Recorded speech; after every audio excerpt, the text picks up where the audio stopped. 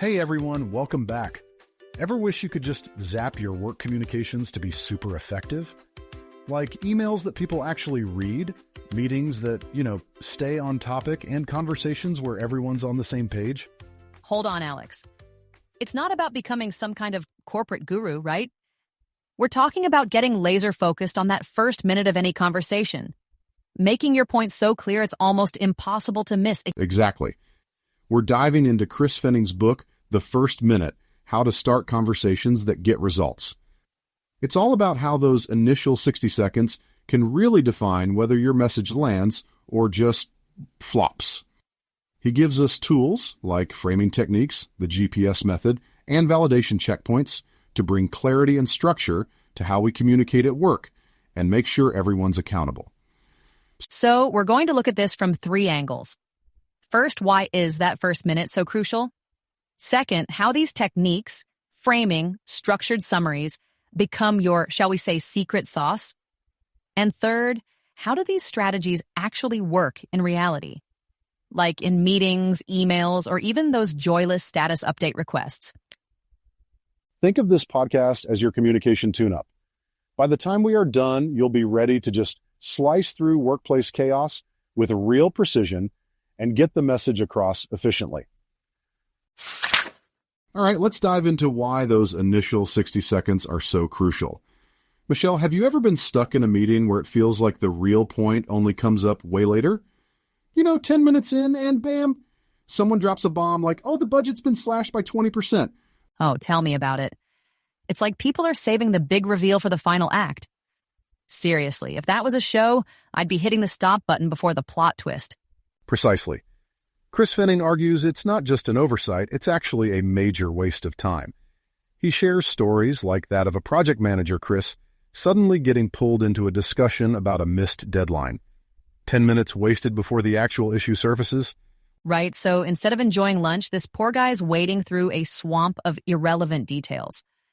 Why couldn't whoever was leading the conversation just get straight to the point and say, Chris, the project's testing deadline has slipped by a month? Instant clarity, right? Exactly. Effective framing is all about that. Fenning emphasizes that every conversation should open with 3 key elements: context, intent, and the core message. Without these, you're basically building an obstacle course for your listener instead of a clear, direct path. Okay, but let me throw in a little skepticism here. What if the person delivering the message simply can't condense their thoughts? Not everyone's wired to present information like a perfectly structured PowerPoint. It's a skill you learn. True, but that's where the framing tools Fenning suggests come in. Start by providing the listener with the subject, the context, and then the reason for bringing it up, the intent. For example, a manager might fumble, well, this issue escalated pretty quickly. Instead, imagine if they started with, our numbers are down 15% from last quarter. We need ideas to turn this around. It may not feel natural right away, but it can definitely be learned. So, less thinking out loud, more thinking ahead. But then there's intent. I've noticed that even when people manage the framing decently, they often forget to include what they actually want. Saying, I need to discuss this isn't the same as saying, I need your help figuring out a strategy for X. Exactly. Intent is about giving your listener a mission, something concrete to focus on. Without it, they're just politely nodding, waiting for some kind of call to action. Fenning gives the example of Emma and Daniel. Daniel drones on about those system issues at TechCorp, but forgets to clarify what Emma's supposed to do with that information. That makes me crazy. It's like those awkward post-meeting moments when everyone whispers, wait, what were we supposed to take away from that? That's exactly why intent is so important. If Daniel had started with, Emma, I'm filling you in on TechCorp's system issues because they'll be relevant at your strategy meeting. Bam. Crystal clear intent. Now Emma knows exactly what to focus on. It sounds almost too simple, but it would probably save a ton of time. Speaking of saving time, let's look at some of Fenning's research highlights.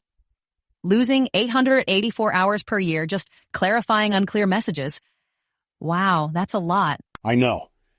Imagine a 100-person company losing the equivalent of 44 work weeks every year just because of miscommunication. It's more than inefficient. It's basically stealing from the company. Right? And the fact that it's avoidable makes it even more frustrating.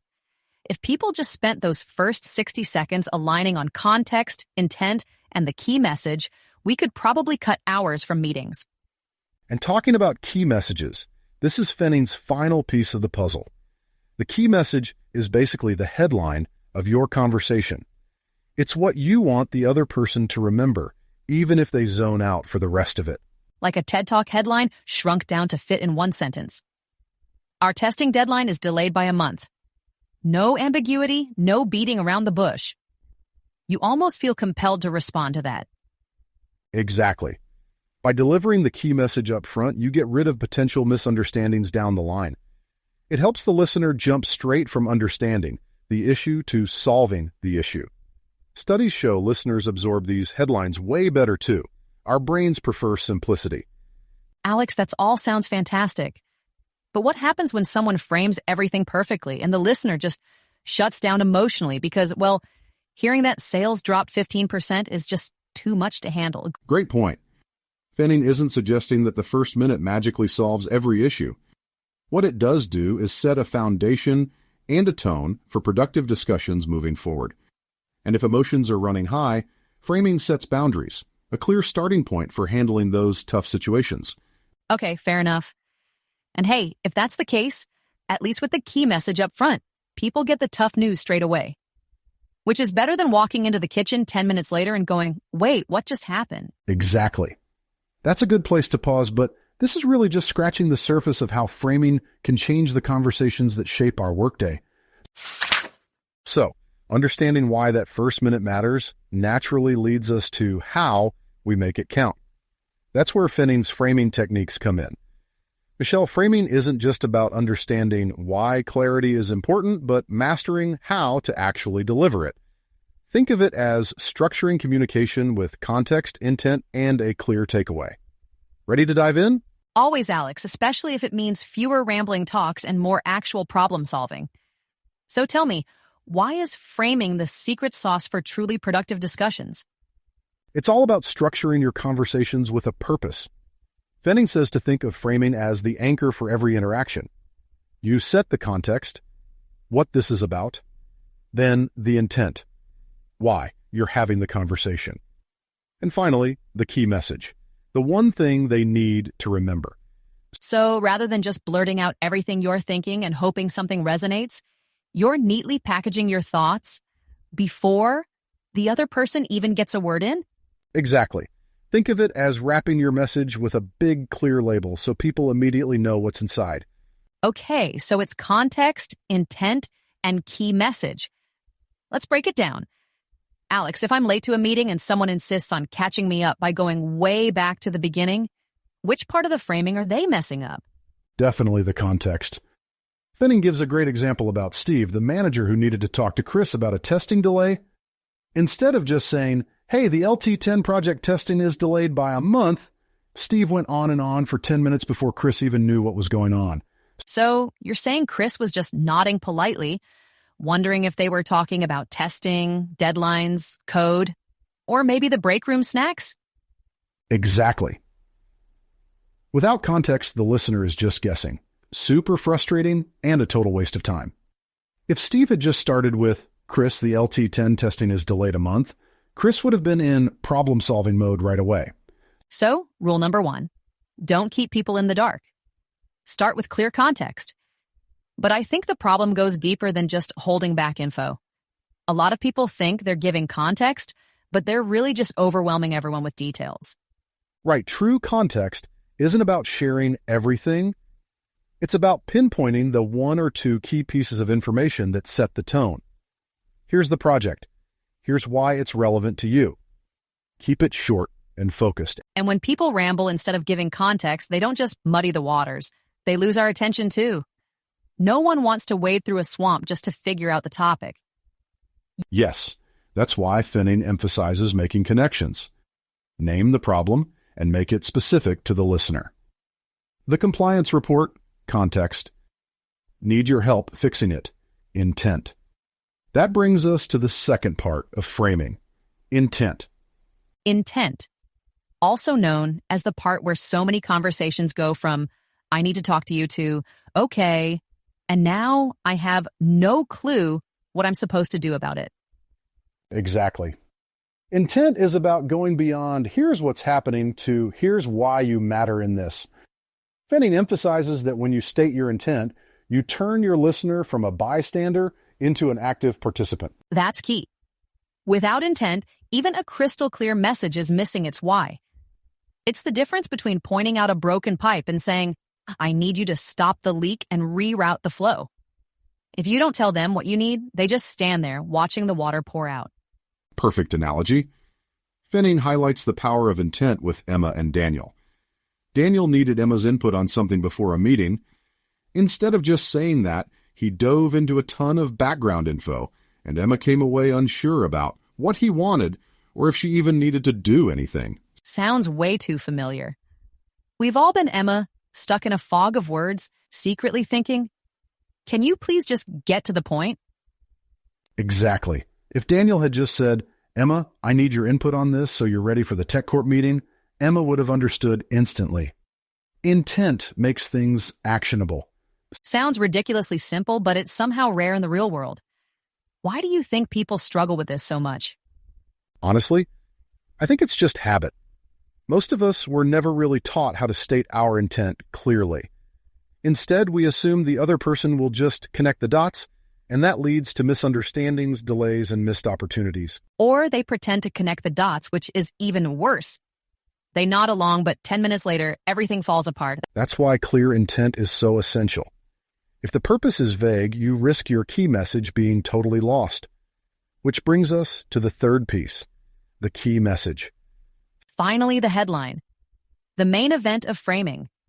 All right, Alex, what's the deal with this key message thing? The key message is everything. It's the so what of the conversation, the one takeaway your audience should remember even if they miss everything else. Fenning calls it the headline. So, if you only have one shot to get your point across, the key message is your break glass in case of emergency option. Exactly. Without it, your audience walks away wondering, what was that all about anyway? Back to Steve and Chris, if Steve had framed the conversation around the LT10 testing is delayed by a month, the whole discussion would have been focused on solving the problem, not figuring out what the problem was. It's crazy how a conversation can be a quick 5-minute fix or a total 15-minute time suck, all depending on how it's delivered. For example, Alex, if I just say, the launch isn't going well, that's not great. But if I say, the product launch is delayed, and we need a new marketing timeline, suddenly we're on the same page. Yes. And when you pair that with context and intent, a strong key message makes sure your audience is totally grounded in the conversation, what it's about, what you need from them, and why it matters. It turns chaos into clarity. So, let me recap these framing essentials. You set the stage with context, you focus the listener with intent, and you drive the point home with a key message. It's like a cleaning up crew for messy communication. Exactly. And when you put them all together, you're not just talking. You're empowering the other person to respond with focus and purpose. Sounds like framing isn't just good advice. It's practically a survival skill in the professional world. So with these framing techniques under our belt, the real test is putting them to work, right? Seeing how they play out in different situations. Emails, meetings, presentations, even job interviews, Michelle. Exactly. The rubber meets the road. Theory is great, but workplace reality? Total chaos sometimes. So, where should we dive in first, Alex? Let's start with emails. Honestly, how often does your inbox feel like a total mystery? Vague subject lines, rambling messages. You're left playing detective just to figure out what people actually want. Tell me about it. People seem to think email is just a stream of consciousness. So, how does Fenning suggest we fix this madness? He says framing is the key to taming email chaos. A subject line that clearly states the email's about, then a body structured with context, intent, and key message. He gives this fantastic example. Say you need a colleague to prioritize some website fixes. Instead of a long story about customer complaints, The email gets straight to the point. Okay, so something like website updates, urgent prioritization needed, maybe? Nailed it. Then, in the body, a quick, "We're getting a lot of complaints about login issues," for context. "Our developer is swamped and can only focus on one thing at a time," for intent. And finally, "Can you prioritize this list of fixes?" That's the message. Clear and actionable. Yeah, I get that. And let's be honest, most people barely scan past the first paragraph. This way, the important stuff doesn't get lost in a wall of text. Exactly. Fenning also says this cuts down on those endless email chains where nobody knows what's actually being asked anymore. Get your point across at the start, save everyone time and headaches. Right. Emails, check. Now, meetings. If any communication goes to die, it's in meetings. Oh, meetings are the prime example. Fenning talks about how they often fail because there's no clear goal. That's where the GPS method comes in. Goal, what we want to achieve; problem, what's blocking us; and solution, what we'll do about it. So instead of wasting 30 minutes rehashing the same old stuff, start with, our goal is to cut campaign costs for Q2. Problem? We overspent in Q1 on underperforming channels. Solution? Let's figure out which ones to cut back. Efficient and to the point. Exactly. And Fenning takes it a step further with validation checkpoints. You know when half the room doesn't even need to be there? Every Monday, without fail. So what's this checkpoint all about? The meeting organizer sets a tone of respecting everyone's time, saying something like, "If this doesn't directly affect your project, feel free to step out." Bold, yeah, but really respectful of everyone's time. That's pretty brave, but genius in a way. Instead of passively wasting time, you are telling people to decide if they need to be there at all. Fewer pointless meetings. Precisely. The GPS method and checkpoints ensure meetings are focused and productive, and people are focusing on the problems to be solved, not their frustrations. Okay, cleaned up emails and meetings. How about interviews? Another high-pressure situation where clear communication is key. Interviews are perfect for structured summaries.